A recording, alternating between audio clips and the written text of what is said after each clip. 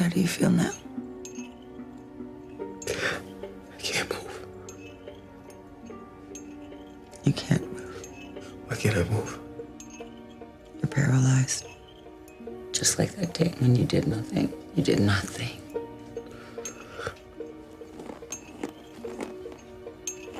Now, sink into the floor. Wait. Sink.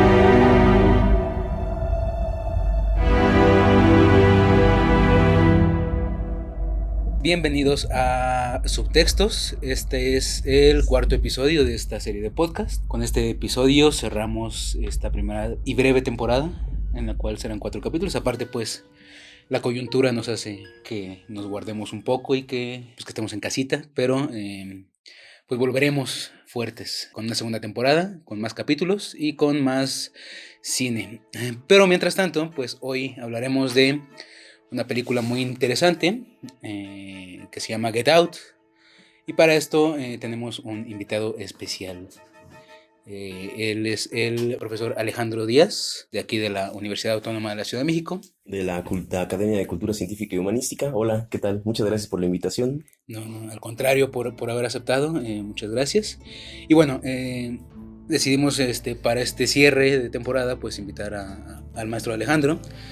Durante la segunda temporada también vamos a estar invitando a más profesores, a más especialistas, más que nosotros. Nosotros solo somos aficionados a este séptimo arte. Yo también. Sí.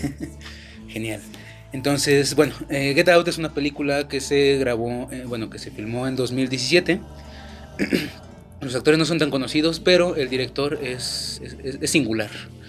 El director es singular porque antes de meterse como a todo esto del terror, y que vamos a hablar un poquito más al respecto, cabe mencionar que Jordan Peele, el director de Get Out y posteriormente de Us, de nosotros, se dedicaba a la comedia. En el canal de Comedy Central tenía unas cápsulas que hacía con otro comediante, con Peele and Kay, y era una comedia pues muy inteligente, una comedia en la cual se trataba con humor negro todos los tintes raciales y todas las coyunturas raciales que suceden en Estados Unidos, ¿no? Y pues más dio más pues a partir de 2016 con la entrada de Donald Trump al poder, ¿no? Y su marcado discurso racial. Y bueno, durante 2016 él ya venía haciendo esta comedia desde 2014, 2013. Y pues en 2017, un año después de que Trump entra al poder, sale la primera película de terror, o sea, la ópera prima de Jordan Peele, que es Get Out. Después haría Us, después empezaría a producir otro tipo de cine, alejado un poco de su comedia. Él inició esta nueva temporada de La Dimensión Desconocida. Ah, de acuerdo. Ahora acabo de ver que está produciendo también esta serie en The Hunters. Sí, en Amazon Prime. Exacto, es muy buena. Y bueno, pues Get Out es una película interesante. La trama es como... Yo en algún punto sentí que era como Adivina quién viene a cenar esta noche, torcida, ¿no? De acuerdo, sí. Adivina a quién viene a cenar esta noche. Era esta película con Sidney Poitier de los 60, 70, en la cual pues una familia blanca era visitada por el novio de la hija y el novio era negro. Pues ahí se toca un poco con comedia. También en Get Out hay un poco de comedia negra, pero pues predomina más el horror psicológico, no tanto sobrenatural, sino psicológico. Que esto me parece a mí muy, muy inteligente por parte del director. Yo no conozco su obra anterior a Get Out, que tú estás comentando ahora, pero sí me parece que los temas que tienen que ver con el racismo se han tocado ya ampliamente en el cine, pero siempre se elegía ya fuera el drama, ¿no? O la comedia, que me parece a mí una forma bastante ingeniosa e inteligente de tratar el tema del racismo. Nunca había visto una película de horror que retoma el tema. Me parece que eso es es muy inteligente por parte del director, ¿no? Aunque no está ausente la comedia en la película, ¿no? Claro. Pero sí, finalmente es un terror. Y es un terror además, un horror social. Sí. No tanto sobrenatural. Y creo que es el que... Es el más cercano y es el que nos pega más. Es el que da más miedo, exactamente, sí. Sí, y qué bueno que mencionas esto de el racismo que estaba ausente en las películas de terror. Yo creo que no, que al revés. Yo creo que estaba presente pero muy velado. Creo que a final de cuentas el horror desde mediados del siglo XX ha estado como tratando de representar al extranjero, al extraño, a estas otredades para hacerlas más digeribles para el consumidor. O sea, a final de cuentas en los 50 pues estaba esto del miedo a la bomba atómica, ¿no? Claro. Y con eso salieron los monstruos, ¿no? Godzilla y todos sus kaijus, Sí. ¿no? En los 60 pues igual era el miedo al otro, el miedo al comunista, salió Poltergeist, salió Carrie en los 70, todos esos que hacían como Carrie y el feminismo, ¿no? Es como también el otro que está ahí, mujer, pero ya hablamos un poco de eso de Suspiria. Y a partir de todo el siglo XX, de toda la segunda mitad del siglo XX, ha estado hablando sobre estas otredades, ha ido cambiando dependiendo del enemigo común que tenga Estados Unidos, ¿no? Que al final de cuentas pues es el que marca pauta para hacer este cine. En los 2000 pues el terrorismo y Claro, sí. y la invasión extraterrestre pues era como lo más en auge en ese momento, y llega, justo como hablábamos hace rato, ¿no? Llega este racismo implantado por Donald Trump y por su discurso. Y lo que hay que hacer es hablar también del horror a partir del racismo. Y es algo importante también Get Out, porque habla desde el otro lado. Todas estas películas habían sido desde el lado colonizador. Y lo que hace Get Out es hablar desde el lado de la negritud. Sí, completamente de acuerdo. Quizás ahí fue donde no me expliqué. Si no es que el racismo no esté presente en el horror, sino...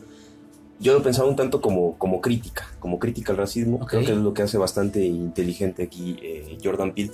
Antes de empezar como a agarrar tema, me gustaría que nos ayudaras a diferenciar entre esta blanquitud. Ajá. Porque hay un...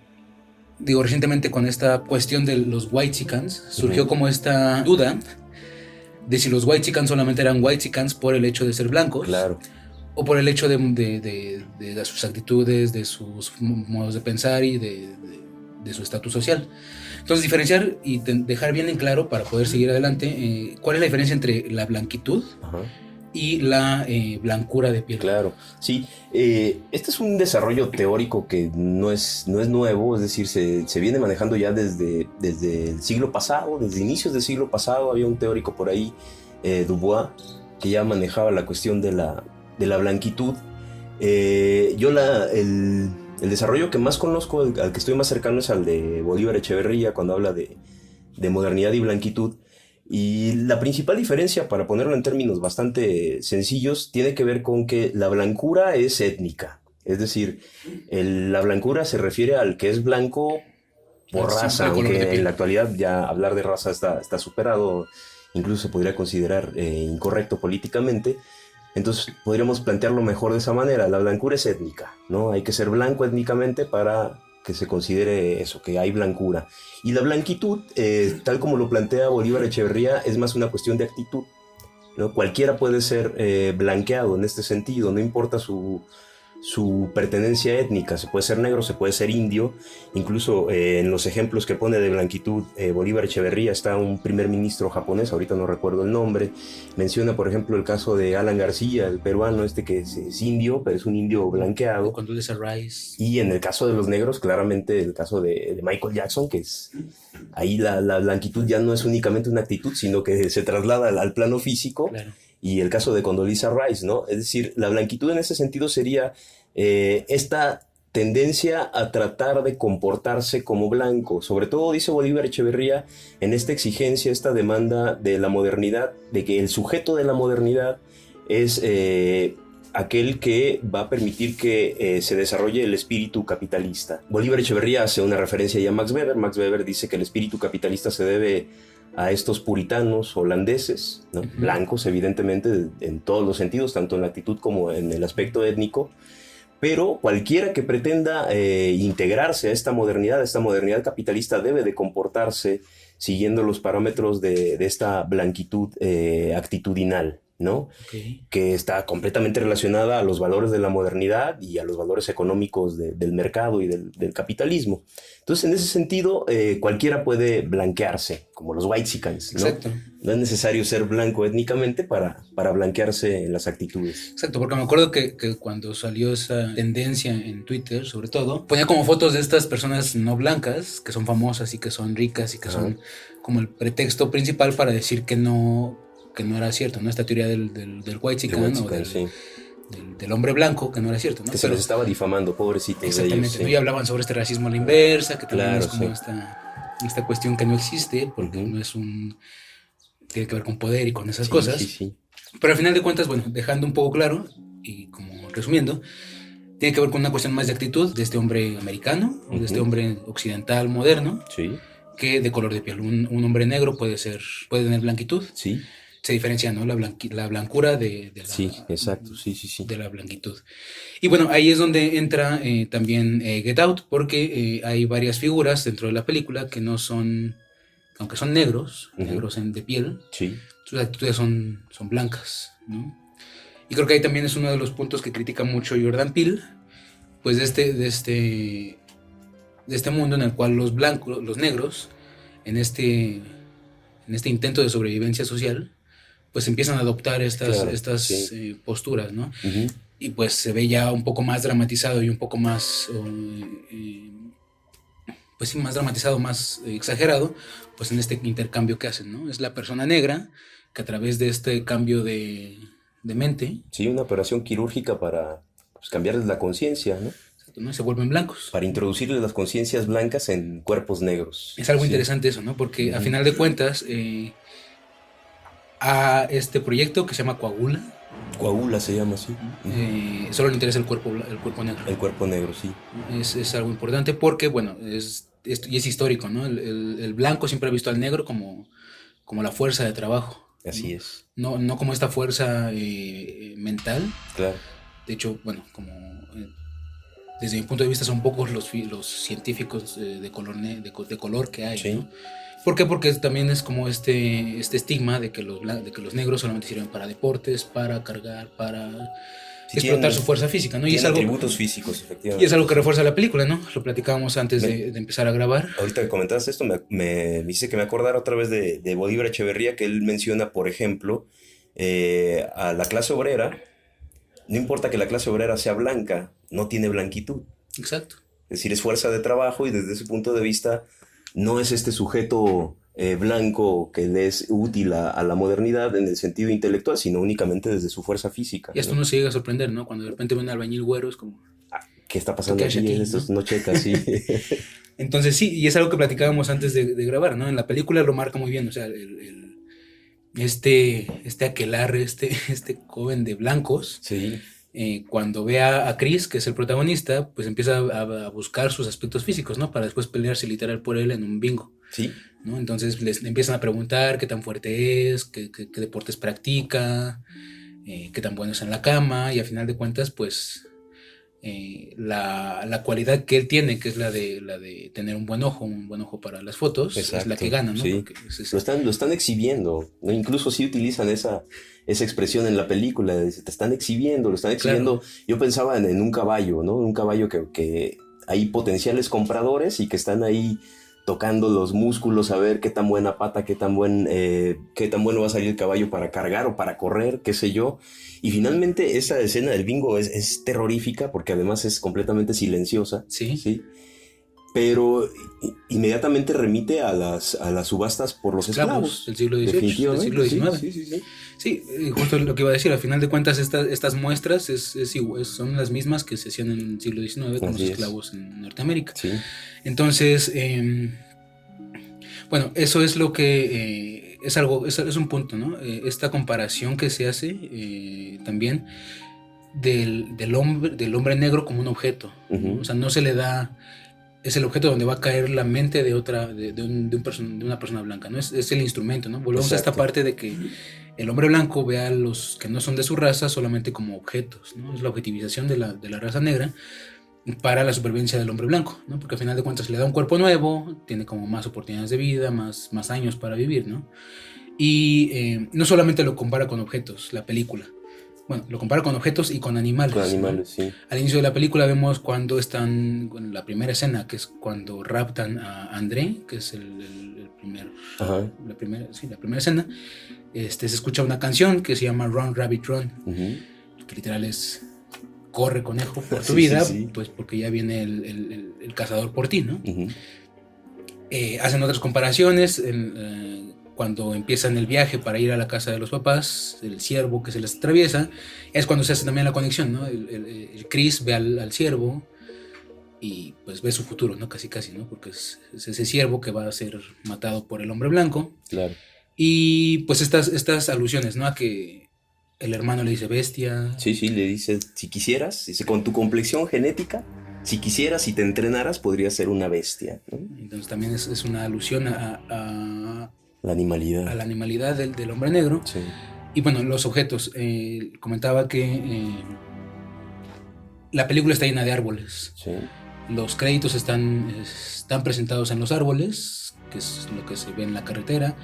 Y y al final hay una escena en la cual, cuando ya está como raptado, esos árboles ya no existen, sino ya es madera procesada. Bueno, yo lo que me gustaría creer es que es una alusión a que esos árboles que estaban en la naturaleza como sin una... Son materia bruta. Son materia bruta, ya están refinados. Exacto, y procesados sí. por la blanquitud, ¿no? Que tiene que blanqueados, efectivamente. Que tiene que ver también con el proceso de blanquitud, ¿no? Al final de cuentas. A mí lo que más me llamó la atención en esta segunda visión de la película, porque la había visto cuando salió y me gustó un montón, pero ahora que me invitaste la volví a ver. Y es una película que, como tú decías hace un rato, merece verse 2 veces porque empiezas a captar ahí mensajes muy inteligentes que va introduciendo el director y que a lo mejor en la primera visión no se aprecian del todo. Lo que más llamaba mi atención es esta actitud de los blancos, que la podemos caracterizar como una especie de racismo positivo.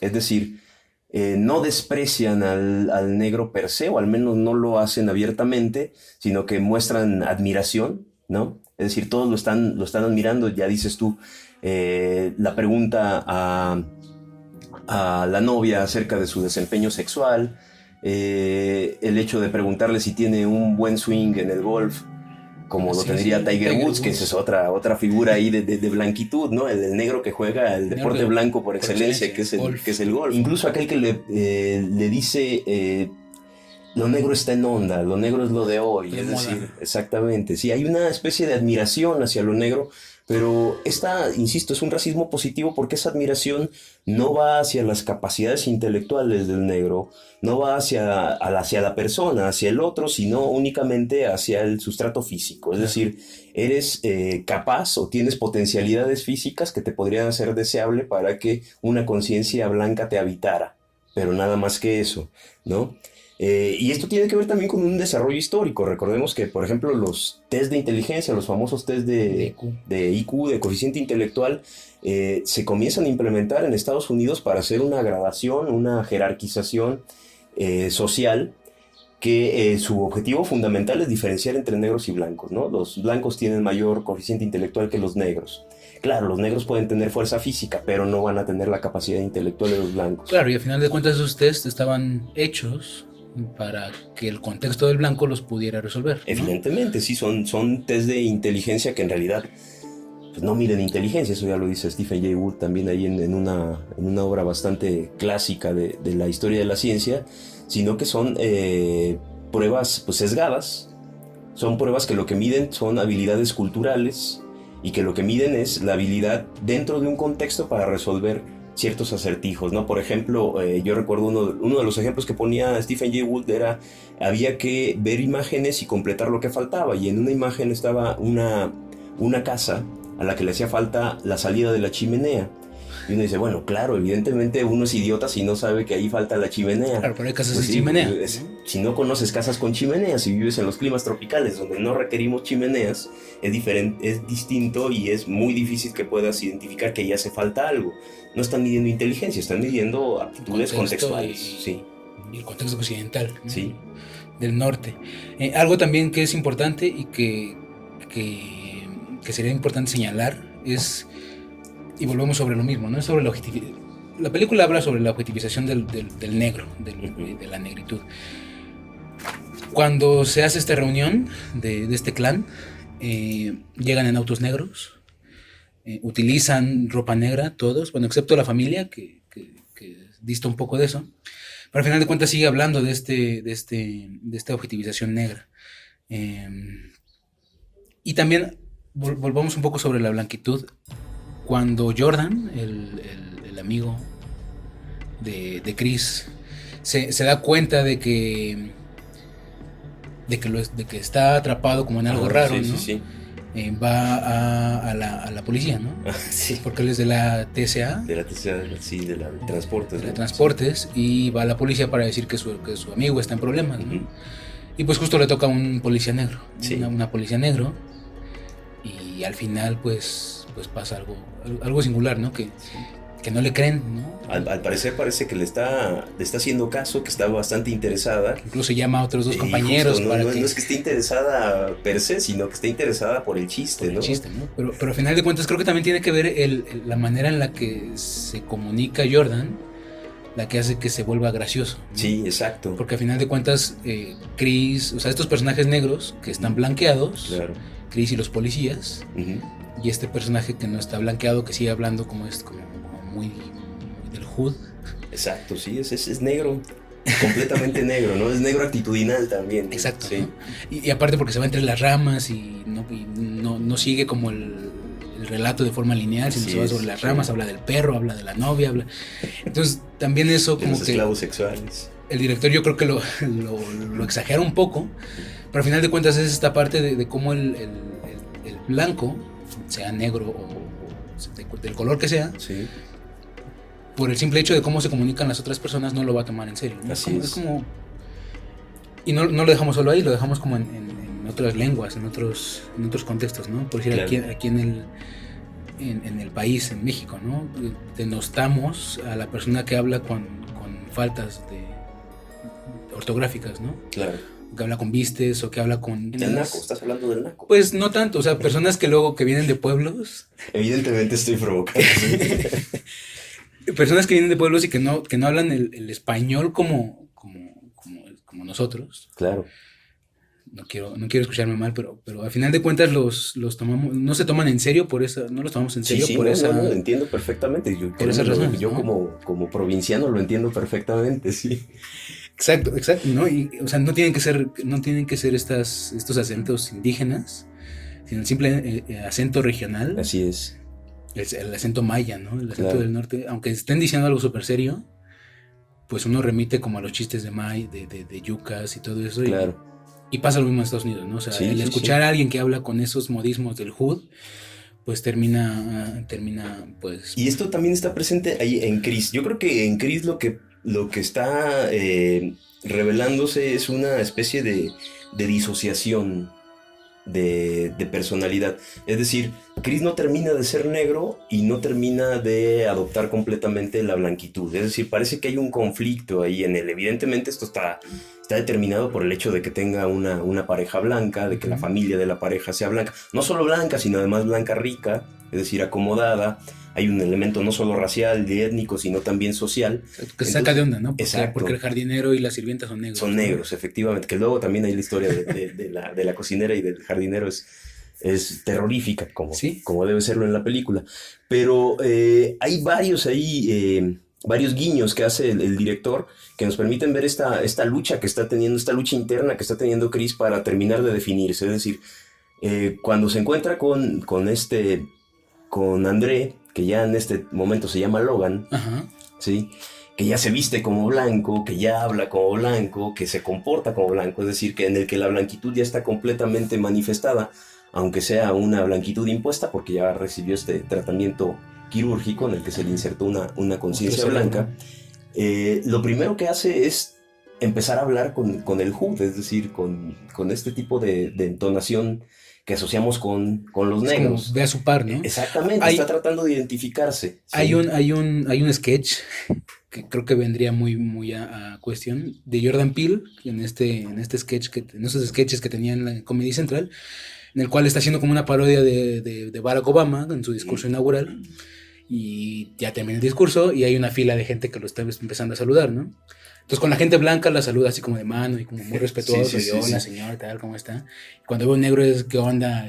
Claro. Estamos aquí, no recuerdes lo que vivimos porque es lo que nos hace estar aquí. Y como muy abrazado y muy todo eso, Que es ¿no? justo a lo que iba. La prueba de fuego que termina siendo ahí Chris cuando empieza a sospechar que algo raro pasa con André o con Logan. Logan. Es la prueba del fuego es el fist pump, ¿no? Para despedirse le pone el puño Ajá. para que se lo choque y Logan le toma el puño como si le fuera a saludar de mano como blanco. Y ahí es cuando se da cuenta de que hay algo evidentemente es un malo. chiste, Jordan Peele está llevando ahí las cosas al extremo y nos reímos, pero está mostrándonos también esta lucha que está teniendo ahí Chris entre blanquearse completamente o seguirse comportando como negro. Hay también una escena en la que está hablando con la cocinera, cuando le reclama porque le desconectó el teléfono.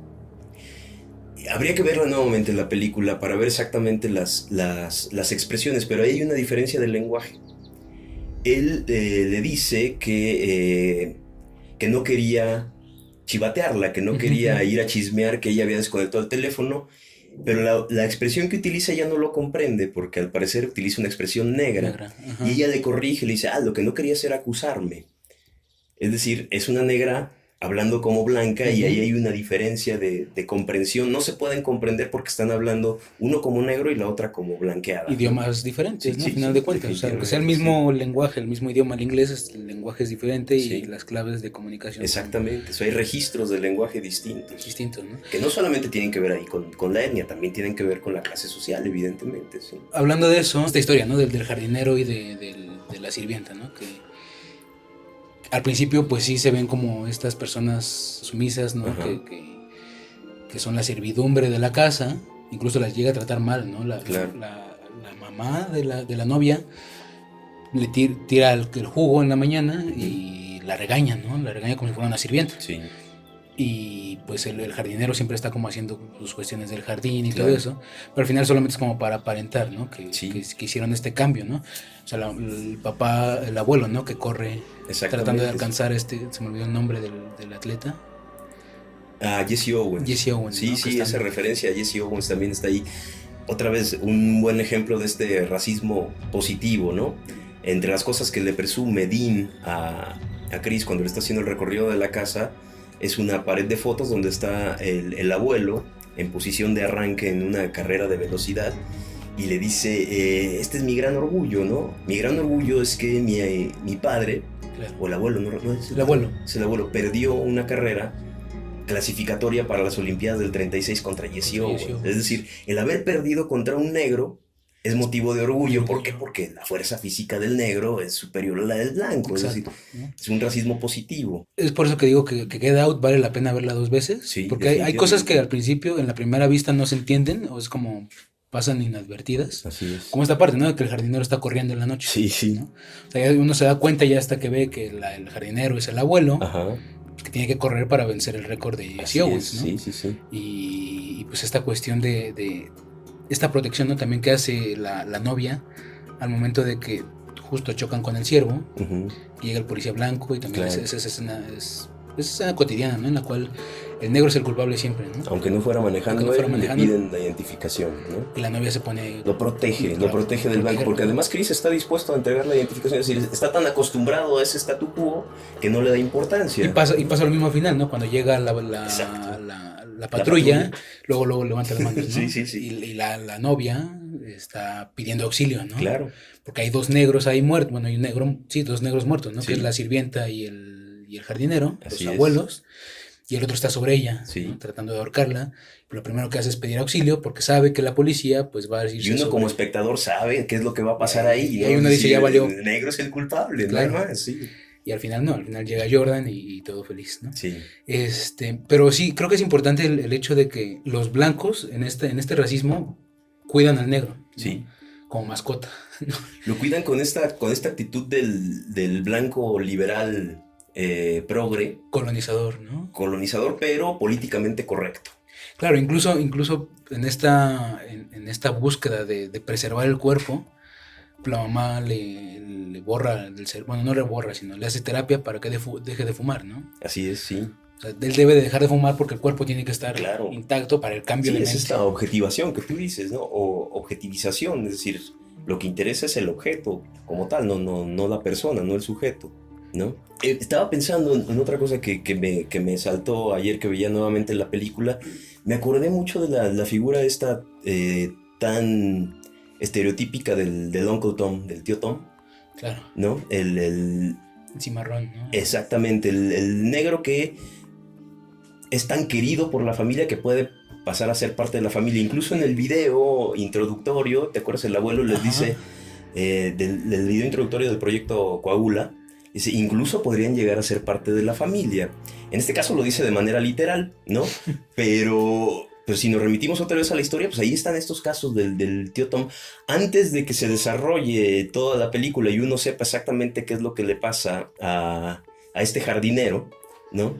Inmediatamente piensa en el tío Tom, es decir, ese negro que está tan blanqueado, tan integrado, que pareciera parte de la familia, lo mismo Sí, con la cocinera. Que recibe a la familia, Exacto. que les habla. Que... Sí, y yo lo relacioné con otro Uncle Tom famoso que a mí me encanta, que es el que hace Samuel L. Jackson en el Django de Tarantino, ¿no? Este negro que está en contra de todos los negros, o sea, mátenlos a todos, malditos negros, porque está completamente blanqueado, o sea, la blanquitud ahí opera completamente, ¿sí? Claro, sí, y justo también es un buen personaje porque hablamos también del idioma, ¿no? En ese conocemos los personajes de Samuel L. Jackson, que es el negro grosero, Sí.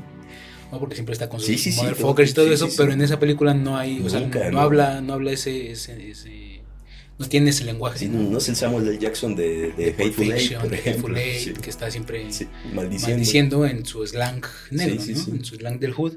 Y pues sí, a final de cuentas volvemos a lo mismo. Es lo mismo que se representa con Chris, con los policías negros, con la sirvienta. Así es, sí. O sea, tiene un acento súper blanco, ¿no? Claro. Y es importante el hecho, digo, a mí me da hasta cierto punto ansiedad el hecho de que con este procedimiento ellos siguen ahí. O sea, ellos siguen viendo todo, pero no pueden hacer nada. Ahí lo dicen ahí, son como pasajeros, ¿no? Son Se pasajeros. quedan como un mero pasajero. Hay una parte de su conciencia que se preserva. Exacto. Y es la que está viendo todo lo que pasa. In the sunk place, le dice la mujer, ¿no? En el Lugar lugar hundido, sí. Pero solo como pasajeros. Ahí no sé por qué pensé en Descartes y en esta disociación entre mente y cuerpo, y la mente es un pasajero del cuerpo, ¿no? Evidentemente, a lo mejor lo estoy llevando demasiado. No, pero sí, al final de cuentas creo que sí es una buena idea, porque digo, durante 3 de los 4 capítulos hemos hablado de Descartes. Ajá, mira, ya volvió a salir. y pues, su lema famoso, ¿no? Soy, luego existo, ¿no? Sí. Pienso, luego existo, ¿no? ¿En qué momento el cuerpo deja de ser de alguien cuando la mente no lo está usando, ¿no? Sí, yo insisto siempre en que muchos de los problemas de nuestras sociedades actuales la raíz de sus problemas está en esta bifurcación que introduce Descartes, ¿no? Que es esquizofrénica. Claro. O sea, dividir mente y cuerpo no tendría por qué ser. Finalmente, mente y cuerpo son parte de una misma unidad, y nosotros lo terminamos hablando de nuestro cuerpo como si fuera algo distinto a nuestra mente, y somos esquizofrénicos, pues. Sí, y al final me gustaría retomar esa parte, sí me parece muy, muy esquizofrénica. Uh-huh. O sea, el hecho de pensar, desde mi punto de vista como muy personal, que solamente voy a estar observando lo que hace mi cuerpo sin tener ningún control, es como... Sí, que al final de cuentas también remite un poco a la negritud, ¿no? Es, sí, esta raza que no tiene control sobre su destino. Son pasajeros de la sociedad capitalista, ¿no? Porque el blanco los está conociendo por el papel que quiere, ¿no? Si quiere, ensalza a un negro que es bueno en cantar, es bueno en deportes, o incluso hasta saca estos como pequeños destellos, ¿no? Neil deGrasse Tyson, que es como el científico negro, claro, ¿no? Que por cierto, en los test de IQ sale muy elevado, ¿sí, no? Entonces, justo eso, ¿no? Es la misma blanquitud la que permite la salida de estos destellos de negritud para tener como todo en calma, ¿no? Tienes ahí tus ejemplos de quién podrías llegar a ser, ¿no? Pero esos ejemplos son blancos. Y me volví a acordar de, otra vez, el que está ahí omnipresente, que es el caso Obama, ¿no? Dean le dice a Chris, es que si yo pudiera, votaría nuevamente por Obama. Y le dice, definitivamente mi presidente favorito de los que me ha tocado. Y uno se pone a hacer cuentas y dice, ¿qué tendrá Dean? ¿60 años? Pues sí, le tocó Carter, Nixon, Reagan, los dos Bush, Clinton. Pues tampoco había mucho de dónde escoger, ¿no? Definitivamente. Sí, fueran republicanos o demócratas. Claro, pero además, o sea, Obama otra vez es el mejor ejemplo de blanquitud, es decir, es el negro étnico, pero que está completamente asimilado a... Claro, a rico, lo blanco, estudió en escuela evidentemente, blanca, sí. tiene una familia blanca. O sea, Además, cuando uno se pone a ver las políticas públicas de Obama, pues, resultan ser de las más segregatorias, ¿no? Por ejemplo, lo que hace con los migrantes. Obama fue el que comenzó estas prácticas de separar a las madres de los hijos, de meterlas en jaulas, es decir, pues está comportando como blanco, completamente blanqueado. Exacto, ¿no? Y también Obama es de estos ejemplos, ¿no? O sea, tú negro puedes llegar a ser presidente, ¿no? Siempre cuando te civilices. Te blanquees. Sí, claro, sí. La blanquitud civiliza. Exacto. Es de resaltar el hecho de que esta película viene del otro lado, ¿no? O sea, viene de la negritud. Sí. Como tú decías, y hay pocos testimonios, hay pocos documentos Claro. de una ficción que venga desde la negritud y que ataque tan Al ferozmente. menos no desde el campo del terror, porque tienes todo el cine de Spike Lee, por ejemplo, que tiene décadas haciendo esta crítica, pero en el cine de Spike Lee no vas a ver blancos, por ejemplo, ¿no? Claro. O sea, todos los personajes son negros, entonces se centra tanto en Pero la hasta los negritud, blancos son negros, ¿no? Porque me acuerdo que sale Woody Harrelson en Sí, Do sí, the sí. Right Thing, pero es negro. haciéndolo de negro, ¿no? Jugando básquetbol como negro. Vamos, me parece que lo que hace es bastante inteligente. Yo insisto en esta palabra. No conozco su trabajo anterior como comediante, pero al menos en esta película de terror logra infundirte terror de una manera bastante inteligente y logra también hacer una crítica a este racismo positivo que me parece muy, muy profunda. Sí. ¿no? Sí. Sí, al final de cuentas, pues es esto, ¿no? El hecho del blanco colonizador que cuida a las minorías, ¿no? Pero no por el hecho de que merezcan los mismos derechos que un hombre blanco, ¿no? Sino porque merecen menos derechos y alguien los tiene que cuidar y ver Claro. por ellos, ¿no? Entonces creo que es importante esa parte. Ahora, no sé, yo iba a hacer también un comentario, no sé si estoy estirando la liga demasiado, Aquí se estira mucho. pero si yo le tuviera que hacer una crítica negativa a la película de Jordan Peele, es que me parece que los dos personajes que más miedo meten son los personajes femeninos. Okay. O los tres, no sé, al menos a mí me sucedió. La cocinera es creepy as hell, es decir, es... En el gesto, ¿no? Cuando sí.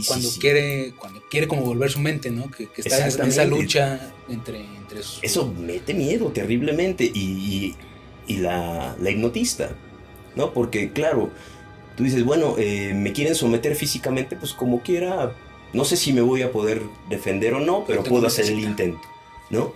Pero cuando el control viene a distancia, con 3 tacita. toquecitos en la tacita, pues quedas completamente desprotegido ahí. Entonces eso también a mí me llenó de terror. Yo le tenía más miedo a la tacita de la hipnotista que a los otros dos blancos fuertes que lo podían someter. Y eso es importante, ¿no? Digo, me acuerdo que me decía Adriana que si sale algo en una película se va a usar, ¿no? Entonces, Claro, creo sí, que esto sí. aplica bien porque sale la tacita y se usa como muy, muy recurrentemente y es algo que le produce un miedo horrible a Chris, ¿no? A Chris, sí. O sea, cuando sale en la pantalla él ya sabe que va a irse a ese Claro, lugar hundido. es la máxima de Chekhov, ¿no? Si aparece una pistola en el primer acto, esa pistola se va a tener que utilizar en algún momento. Exacto, y al final, ¿no? Cuando ya mató a todos, creo, bueno, ya está como saliendo de la casa, encuentra a la mamá y ven los dos la taza y es como... Sí, exacto. Sí. ¿Qué onda, no? es el punto focal. Pues Es al el final de punto cuentas la tensión rompe ahí, sí. y ya se queda sin el arma, ¿no? La mamá. Claro.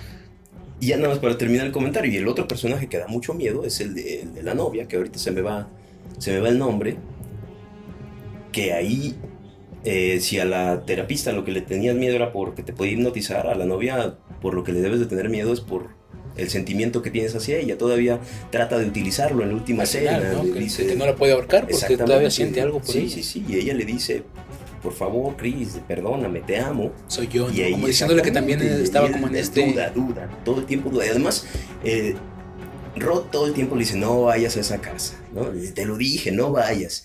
Y si va es porque finalmente está enamorado, ¿no? Ahí también yo insisto en que esa podría ser una crítica negativa a Jordan Peele. Cómo pone a jugar al papel de la mujer como una manipuladora. Claro, ¿no? ¿no? Entonces está destacando ahí la opresión que hay hacia el negro, pero no se molesta con seguir reproduciendo estereotipos femeninos denigrantes, ¿no? Exacto, ¿no? Y al final, hablando de esta parte femenina, hay un diálogo que está al principio y se reproduce al final, ¿no? Que dice Chris, no quiero salir, no quiero que me persigan por el patio con una escopeta. Exacto, sí, sí. Eso lo dice en la primera escena, ¿no? Y termina sucediendo. Y termina siendo perseguido con alguien por una escopeta, que Sí. al final es su novia y Claro. pasa eso, ¿no? Pero sí, Get Out es una película que se tiene que ver 2 veces, 3 veces para poder agarrar todos esos guiños que se hacen. Hay un guiño muy importante del cual me olvidaba, cuando está Jordan en el aeropuerto, que incluso lo remarca Jordan Peele en una entrevista, que está el altavoz del aeropuerto y dice vuelo 237. Y ese es un pequeño guiño que quise meter al Resplandor. Entonces, De acuerdo, sí. digo, es como un pequeño guiño, y ya como para cerrar. Pero sí, es una película que vale la pena ver 2 veces, 3 veces para poder agarrar todos estos pequeños huevos de Pascua, como dirían. Sí, sí, sí. Estas pequeñas alusiones del mismo guión que se dan como en sentido inverso. Y pues bueno, vale la pena ver Get Out, vale la pena ver su siguiente película, que es Us. Que es menos chistosa que Get Out. Y es más fuerte. Bastante más fuerte. ¿No? Y habla sobre otredades, y habla sobre este extraño, ¿no? Sí, véanla. Sí. Que también tal vez hablaremos después de Y esa. hay que esperar a ver qué sigue haciendo Jordan Peele, porque después de estas 2 obras Ya me ha se sacado, antoja, sí. pero sí, te está produciendo, como decía, la nueva temporada de La Dimensión Desconocida, está produciendo Hunters, o sea, sigue produciendo como material muy bueno, pues habrá que esperar qué hace por su propia cuenta. Pues bueno, este es, reitero, nuestro último capítulo de esta temporada. Espérenos, estaremos pronto dando información. Y pues bueno, nos despedimos, muchas gracias. No, al contrario, Muchas gracias a ustedes. Muy a gusto la pasé. Eso esperamos. Y bueno, no olviden seguirnos en nuestras redes sociales. Estamos en Instagram, en Facebook y en YouTube. Ya estamos en Spotify. Nos encuentran en todos esos lugares como Subtextos Podcast. Nos ayudaría mucho que nos escucharan en todas nuestras plataformas y que nos dieran su like en Instagram y en Facebook. Bueno, también me gustaría agradecer a todos los que estuvieron en algún momento de los 2 lados del micrófono: Alejandro Salazar y Adriana Alatriste, que pues estuvieron adentro y afuera del micrófono, y también, bueno, alguien que nos apoyó siempre afuera, pero esperemos que esté dentro de la siguiente temporada, que es Cintia Cerralde, que hoy no nos acompaña, pero bueno. Muchas gracias, escúchenos, consuman cine. Si escuchan esto antes del apocalipsis zombie, no caigan en demasiada paranoia. Exacto, ¿no? Hay mucha película que nos cuenta al respecto sobre la paranoia. Tal vez tocaremos algo. Nos gustaría tocar algo con un epidemiólogo o algo así. Vean Tren a Busan. Identifíquense con Tren a Busan. No vayan a tirar por la borda al que tiene COVID. O por contagio, favor. o contagio, ¿no? Que también habla sobre la Claro. paranoia y este show que se hace mediático. Pero bueno, pues nos despedimos. Tengan buenos días, buenas noches, buenas tardes. Nos vemos luego.